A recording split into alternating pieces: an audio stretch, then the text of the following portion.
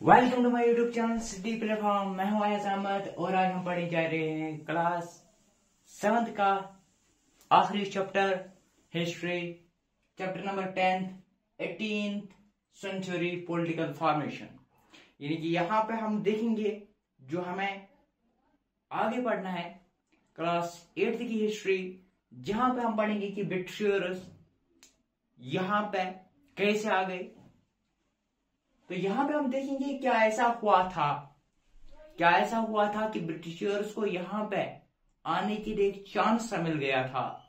इन्होंने क्या देखा था यहाँ पे कि जब भी किसी कौम में जब निफाक पैदा होता है, जब आपस में लड़ाई पैदा होता है, तो कोई ना कोई वहां पे आ जाता है, बीच में आ जाता है और अपना इन्फ्लुएंस जो है वो जमाता है और उस कौम पे अपना राज कर लेता है। तो कुछ ऐसा ही सिनेरियो इस हिंदुस्तान में भी हुआ था और जिसकी वजह से यहाँ पे ब्रिटिशर्स आए थे और ब्रिटिशर्स ने एक कंपनी के नाते, जो हम आगे क्लास 8 की हिस्ट्री में पढ़ेंगे, एक कंपनी बनाई थी और उस कंपनी जो उन्होंने बनाई थी यहाँ पे, जो कंपनी यहाँ पे बनाई थी, उसी के इर्द गिर्द फोर्टिफिकेशन की है और फिर बैटल्स यहाँ पे स्टार्ट हुए, बैटल ऑफ प्लेसी स्टार्ट हुए, उसके बाद बैटल ऑफ बक्सर भी यहाँ पे स्टार्ट हुआ था। हो या आगे देखेंगे। तो इससे पहले हम देखेंगे कि यहाँ पे ऐसा सिनेरियो क्या था, यानी कि क्या ऐसा हुआ था यहाँ पे। तो जो वो लोग यहाँ पे आएंगे, ठीक है ना। तो अगर आपको याद होगा, पहले जो मैंने आपको बताया था कि यहाँ पे दिल्ली सुल्तान के बाद जब इब्राहिम लोधी के बाद यहाँ पे आए थे मुगल्स, जहां पर बाबर ने अपना राज जमाया था, ठीक है ना। तो फिर उन्हीं की हुकूमत 15th सेंचुरी में चलती गई और फिर आया था औरंगजेब। औरंगजेब के बाद भी तो रूलर्स आए थे जो हम आगे पढ़ेंगे। तो लेकिन उन्हीं की कहानी हम आज पढ़ने जा रहे हैं। 18th सेंचुरी में सिनेरियो क्या था, 18th सेंचुरी पॉलिटिकल फॉर्मेशन, यही सिनेरियो आज हमने पढ़ना है।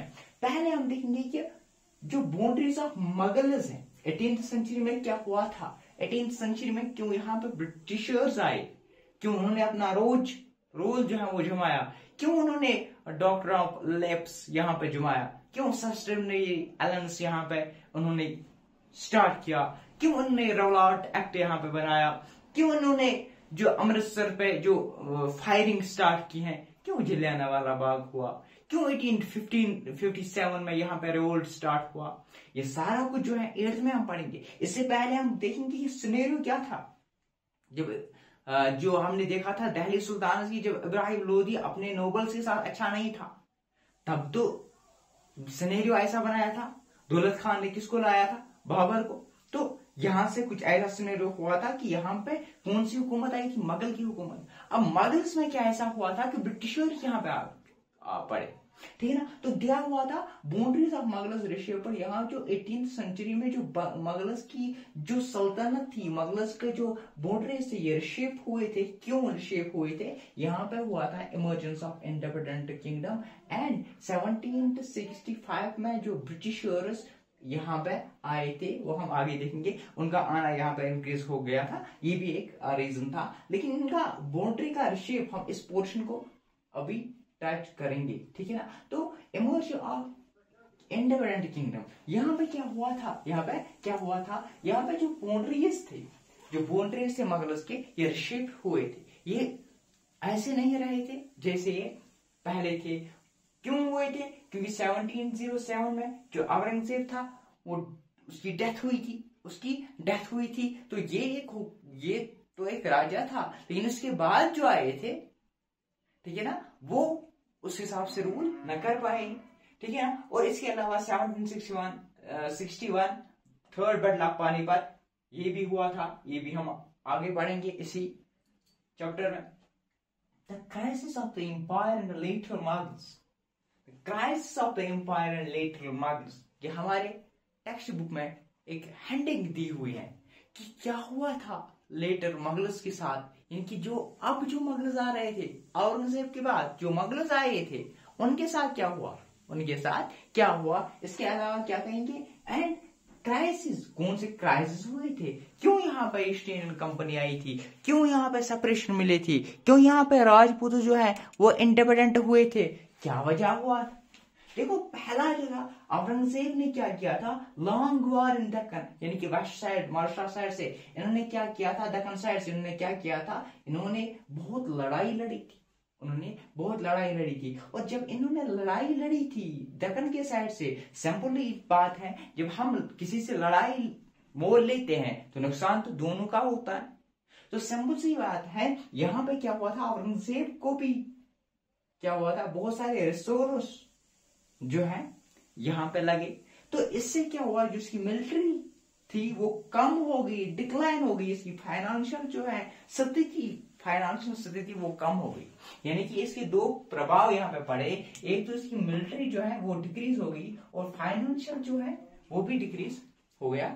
हाँ ठीक है ना, औरंगजेब ने लॉन्ग वॉर लड़ा था दक्कन में, रिसोर्स पे क्या प्रभाव पड़ा था, मिलिट्री उसकी डिक्रीज हो गई थी और फाइनेंशियल भी जो है वो भी डिक्रीज हुआ था। इसके अलावा break down of efficient administration, जो इसका एडमिनिस्ट्रेशन था, किसका एडमिनिस्ट्रेशन, औरंगजेब का जो एडमिनिस्ट्रेशन था वो इस हिसाब से नहीं रहा था, वो इस हिसाब से नहीं रहा था। क्यों नहीं रहा था, पहली बात, जो मनसबदार थे, मनसब था इसके हाथ में नहीं रहे थे, वो अपने मन से जो है वो चला रहे थे, हुकूमत चला रहे थे, वो अपने मन से हुकूमत चला रहे थे। इसके अलावा जो सूबेदार थे, रेवेन्यू की बात करें या मिलिट्री देवानी या फौजदारी की बात करें, वो भी इनके हाथ में नहीं था। अब जो मुगल्स रूलर्स थे, अब जो औरंगजेब था इसके हाथ में मनसबदार चल रही थी और वो भी आउट ऑफ कंट्रोल था। इसके अलावा जो सूबेदार यानी रेवेन्यू या मिलिट्री फौजदारी, वो भी जो सूबेदार के हाथ में था वो भी अंडर द मुगल्स कंट्रोल उस हिसाब से नहीं चल रहा था जिस हिसाब से अगर आपको मिले तो आपने ये भी, मतलब जब मैंने आपको पढ़ाया था अकबर के बारे में जब हमने बात की थी, अकबर एक ऐसा किंग था जिन्होंने नोबल्स के साथ अच्छा सलूक किया था, ठीक है ना। अब देखो यहाँ पे क्या हुआ, थर्ड पॉइंट, ये तो सेकंड पॉइंट हमारा हो गया। अब देखो रिबेलेंस ऑफ पीजेंट्स एंड जमींदार, इन्होंने रिबल करना स्टार्ट कर दिया और उनके साथ भी लड़ना स्टार्ट कर दिया, किनके साथ, पीजेंट्स और जिम्मेदार के साथ। और आपको मैंने इससे पहले भी बताया था कि ऐसा जो अकबर के टाइम नहीं था, ठीक है ना। तो टैक्सेशन इन्होंने बढ़ा दिए, क्यों बढ़ा दिए, सिंपल है, यहाँ पे रिसोर्स इसको जरूरत थी, यहाँ पे इसको मिलिट्री डिक्रीज हो रही थी, यहाँ पे फाइनेंशियल की डिक्रीज हो रही थी। जब फाइनेंशियल डिक्रीज होंगे, जब मिलिट्री डिक्रीज होंगी, जब रिसोर्स सारे जो रिसोर्स हैं वो लड़ाई में लगे इसने औरंगजेब ने, तो सिंपल इसको रिसोर्स की जरूरत पड़ेगी। अब ये रिसोर्स कहां से लाएगा, ये टैक्सेशन जो है वो इंक्रीज करेगा। अब जो ये टैक्सेशन जो थी इसकी, वो इसने क्या किया, वो इसने इंक्रीज किया। अब लोगों को ज्यादा से ज्यादा जो टैक्स है वो पे करना पड़ रहा था। और पावरफुल चीफ टेनेस कंसोलिडेशन ये भी हुआ था, यानी कि अब नोबल्स फाइट देमसेल्व्स, और नोबल्स जो है वो आपस में लड़ने लगे, नोबल्स जो है वो आपस में लड़ने लगे। एक्चुअली में अकबर के टाइम में क्या हुआ था, अकबर के टाइम में ऐसा नहीं हुआ था, जो नोबल्स थे वो आपस में नहीं लड़ रहे थे, बल्कि अकबर ने एक ऐसा सिनेरियो क्रिएट किया था, अकबर ने एक ऐसा सिनेरियो क्रिएट किया था कि वो नोबल्स के साथ अच्छा था। जब वो नोबल्स के साथ अच्छा था, इसको पता था मैं बाहर से आया हूं, मैं नोबल्स से क्यों लड़ूं, तो ये यहाँ पे क्या हुआ था, यहाँ पे नोबल्स आपस में लड़ ले रहे, ऐसा सिनेरियो यहाँ पे क्रिएट हुआ था। अब जो ईरानियंस थे वो अलग हो गए थे, अब जो तुरानियंस थे वो अलग हुए थे। अब जो तुरानियंस और ईरानियंस हैं वो आपस में लड़ने लगे। अब जो लेटर मुगल्स आए, वो या तो पुपेट ऑफ ईरानी बन गए या पुपेट ऑफ तुरानी बन गए, या कभी कभार वो ईरानी के भी पुपेट बन गए और तुरानी के भी पुपेट बन गए, क्योंकि उनको ईरानी का भी मानना पड़ रहा था, उनको तुरानी का भी मानना पड़ रहा था, क्योंकि यहाँ पर ऐसा डिवीजन हुआ था नोबल्स के, क्योंकि औरंगजेब जो था वो संभाल ही नहीं पा रहा था, इसकी हुकूमत ऐसी ही थी, है ना, ठीक है ना। अब जब ये पुपेट्स बन गए थे, यहाँ पे वर्स्ट ह्यूमिलेशन हुआ था। अब इस हिसाब से वो पुपेट्स बन रहे थे। अब इस हिसाब से क्या हो रहा था, इस हिसाब से यहाँ पे जो है ह्यूमिलेशन हो रहा था, यहाँ पे असैसिनेशन हो रहा था। फॉर एग्जाम्पल फखरुसियार की बात करेंगे, 1713 से 90 तक उसने हुकूमत की है, इसको असैसिनेशन किया गया था। या आलमगीर सेकंड, इसको निकाल दिया गया था, ठीक है ना, 1754 से लेकर 59 तक। यहां तक तो ठीक है, ऐसा सेशन किया गया, बाहर निकाल दिया गया तो सही है। लेकिन यहां पे देखो ब्लाइंड किया गया था किनको, इन मगर रूलर्स को। अहमद शाह की बात करें या शाह आलम सेकंड की बात करें, अहमद शाह जिन्होंने 1748 से लेकर 54 तक हुकूमत किया है, या 1759 से 86 तक शाह आलम ने यहाँ पे हुकूमत किया, इन दोनों को ब्लाइंड किया गया था, इन दोनों को ब्लाइंड किया गया था। और ये भी देखो अब ऐसा कुछ सिनेरियो मिल रहा है, अब ब्लाइंड किया जा रहा है मगरस के किंग्स को, इनको एसेसिनेट किया जा रहा है नोबल्स के द्वारा। अब देखो क्या सिनेरियो था, अब कौन सी लड़ाई चल रही थी, क्या मगरस किंगडम वो डिक्लाइन हुआ था। अब सिंपली जब ऐसी सिनेरियो होगा, जब हमारे घर में ही आपस में जोड़ नहीं होगा, तो तीसरा बंदा आएगा ही, हमारी बातें बताएगा एक दूसरे को, तो आपस में क्या हो जाएगा, लड़ाई हो जाएगी। तो सिंपल सी ऐसा कुछ हुआ था, ये ऐसा सिनेरियो हुआ था। क्या सिनेरियो हुआ था, जो पॉलिटिकल अनस्टेबल थी, जो पॉलिटिकल उस हिसाब से नहीं थी, और इकोनॉमिक क्राइसिस हो रहे थे। तो आप पाकिस्तान की बात करो प्रेजेंट डे में, वहां पर पॉलिटिकल उस हिसाब उस लेवल से नहीं है। तो जब पॉलिटिकल उस लेवल से वहां पर नहीं है, तो इकोनॉमिक क्राइसिस भी वहां पर बढ़ रहे हैं, पॉवर्टी भी वहां पर बढ़ रही है। तो दैट मीन्स जिस कंट्री की, यहाँ पे ये भी पता चलता है, जिस कंट्री की पॉलिटी स्टेबिलिटी होगी, उस कंट्री की इकोनॉमी जो क्राइसिस होगी वो कम होगी। जो हम आगे भी पढ़ेंगे कि डेमोक्रेसी में भी यही चीजें होती हैं, जिसकी पुअर डेमोक्रेसी होगी, जिसकी मतलब डेवलप्ड डेमोक्रेसी होगी, इसमें उसको प्रॉब्लम फेस करना आसान हो जाता है। कोविड-19 द्वारा आप देखो इंडिया ने कैसे बैटल फाइट किया है अगेंस्ट द कोविड-19, ठीक है ना। तो ऐसी हम बहुत सारी चीजों की बात हम पॉलिटी में करेंगे, ताकि आपको वहां पे समझ आ जाएगा, अच्छे से समझ आ जाएगा कि एक्चुअल में जिसकी डेमोक्रेसी ठीक होगी, तो उस कंट्री को जो भी प्रॉब्लम फेस करने पड़ेगा वो आसानी से कर लेते हैं, ठीक है ना। अब जो पॉलिटिकल अनस्टेबिलिटी थी, यहाँ पे इकोनॉमिक क्राइसिस बढ़ने लगे। अब इकोनॉमिक क्राइसिस जब बढ़ने लगे, तो यहाँ पे एक मौका मिला था नदीर शाह को, मैंने बताया था नदीर शाह को यहाँ पे एक मौका मिला, जो ईरानी रूलर था, इसने यहाँ पे अपॉर्चुनिटी मिल गई। क्या अपॉर्चुनिटी मिल गई, 1739 में प्लंडर दिल्ली, इन्होंने रेड किया दिल्ली पे, इन्होंने लूट मचाया दिल्ली को ये लूटने लगे, क्योंकि इनको इसको पता चल गया। अब जो औरंगजेब है वो तो कहाँ सो गया है, वो तो दक्कन की लड़ाई में सो गया है, वार के रिसोर्सेज वहीं पे खर्च कर रहा है, मिलिट्री कम हो रही है, फाइनेंस कम हो रही है। अब क्या इसको पता चला, इसको ये भी पता चला ये पीजेंट से लड़ाई लड़ रही है, यहाँ से टैक्सेशन इंक्रीज हो रहा है। यहाँ से तीसरी बात क्या पता चली, उसको break down of efficient administration. अब मनसबदार उसके पास नहीं रहे, सूबेदार उसके पास नहीं रहे, यहाँ पे नोबल्स आपस में फाइट कर रहे हैं, ईरानी नोबल्स और तुरानी नोबल्स आपस में फाइट कर रहे हैं, एसोसिएशन हो रहे हैं, मगधस किंगडम्स को ब्लेंड किया जा रहा है। और इसी के द्वारा इसी टाइम पे 1739 में इसने रेड स्टार्ट कर दिया और फाइट, उन्होंने बैटल ऑफ करनाल जो है वो नदीर शाह मोहम्मद शाह रंगीला, इनके द्वारा नदीर शाह जो मोहम्मद शाह रंगीला था ये मगर रूलर था, इनके द्वारा दोनों के बीच में लड़ाई हुई और फर्स्ट बैटल ऑफ करनाल हुई थी 1739 में। और 5 टाइम इसने रेड किए हैं शाह अहमद शाह अब्दाली, जो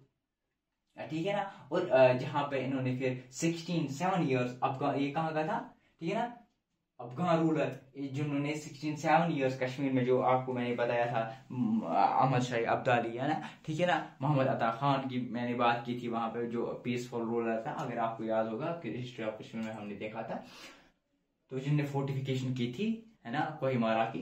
तो यहाँ पे देखो 67 ईयर्स तक इन्होंने क्या किया, कश्मीर में रूल किया है, ठीक है ना। और मतलब गवर्नर यहाँ पे भेजे, खुद नहीं रूल किया था। 1748 से लेकर 61 तक इसने कितने रेड किए, 5 रेड्स किए। और फिर क्रूअलिटी रूल कश्मीर भी स्टार्ट हुआ था, और कुछ ऐसा सिनेरियो उस टाइम पे चल रहा था। इमर्ज ऑफ न्यू स्टेटस, अब जब ऐसा सिनेरियो चल रहा है जब ऐसा सिनेरियो चल रहा है, जब औरंगजेब को कंट्रोल ही नहीं है, जब यहाँ से लूट खसुर स्टार्ट हो रहा है, जब टैक्सेशन इंक्रीज हो रही है, जब नोबल्स के दरमियान लड़ाई स्टार्ट हो रही है, उसी असना में इमर्ज ऑफ न्यू स्टेटस यहाँ पे इमर्ज हो जाएंगे, क्रिएट हो जाएंगे न्यू स्टेटस। अब किसकी बात कर रहे हैं? देखो कुछ ओल्ड मुगल्स के रहते हैं, फॉर एग्जाम्पल जो भारत में भी मुगल्स के रहते हैं तब तक जब तक ईस्ट इंडियन कंपनी आ रही है, यानी कि वो इन्हीं के द्वारा काम करता है।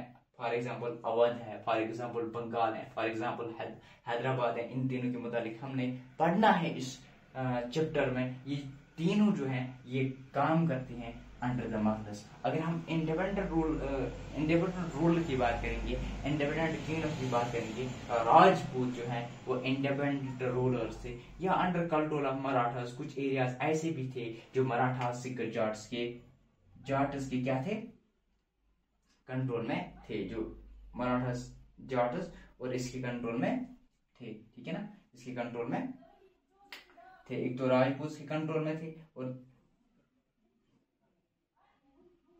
पहले थे ओल्ड किंग्स, ठीक है ना, जो इन्हीं के कंट्रोल में थे, मुगल्स के किंगडम। दूसरे थे जो इंडिपेंडेंट राजपूत हुए थे, तीसरे कौन से थे? Under control of Maratha Sikh Jats. अब हम क्या पढ़ेंगे? पहले हम अवध की बात करेंगे, बंगाल की बात करेंगे, हैदराबाद की बात करेंगे, इसके बाद हम आ जाएंगे इंडिपेंडेंट रूलर्स यानी कि राजपूत की बात करेंगे। राजपूत कौन लोग थे? वही थे जो कहते थे सर कटाएंगे लेकिन सर झुकाएंगे नहीं, ठीक है ना, सर कटाएंगे। और ये क्या कर रहे थे? अगर ये हारेंगे, ये हार को पसंद नहीं करते थे, ये खुद की जान को लेना पसंद करेंगे लेकिन किसी के सामने हारना पसंद नहीं करेंगे। और इसके अलावा हम पढ़ेंगे मराठास, ठीक है ना, सिख्स, जाट्स। अगर आपने चलो वहीं पे कहानी बताऊंगा, मस्तानी की कहानी अगर आपने पढ़ी होगी, मूवी देखी होगी, तो ये समझना आपको आसान हो जाएगा मराठास की कहानी, ठीक है ना।